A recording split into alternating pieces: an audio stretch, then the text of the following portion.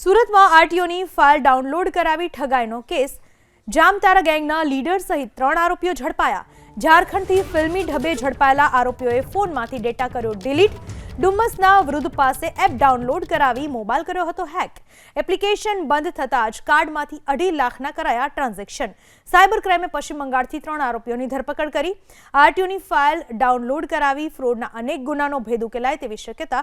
પોલીસે આરોપીની સોશિયલ મીડિયાની રીલ્સના આધારે ધરપકડ કરી। આખરે બંગાળમાં સાસરિયામાં આવેલા 3 સાગરીતોને દબોચ્યા। સુરતની 5 પોલીસ મથકની ટીમ આરોપીને પકડવા લાગી હતી કામે।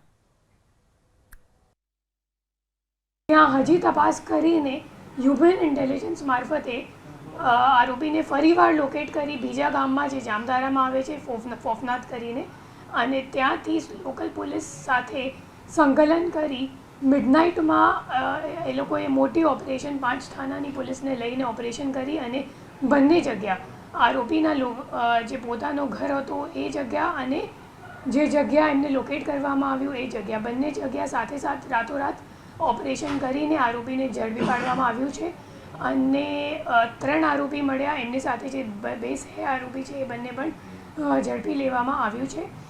ખરેખર અત્યાર સુધીમાં જે વર્કઆઉટ કર્યું છે એમાં ખબર પડી છે કે ટોટલ જે 8 બેંક અકાઉન્ટ અમે લોકોને મળ્યું છે એમાં 121 NCCRP કમ્પ્લેન્ટ આખા દેશભરથી નોંધાયેલ છે અને એના સિવાય જે મુખ્ય આરોપી છે સરફરાઝ એમના પર્સનલ બેંક ખાતામાં 26 થી 27 લાખનું ટ્રાન્ઝેક્શન્સ ઓલરેડી થઈ ચૂક્યું છે અને એ લોકો ખરેખર શું છે સેમ જ બેંક અકાઉન્ટ લાંબા સમય સુધી નથી વાપરતા તો એ લોકો તો ઘણા લાંબા સમયથી એ કામ કરે છે તો હજી કેટલા બધા ફ્રોડ કરી ચૂક્યા હશે એ આપણને તપાસમાં સામે આવશે।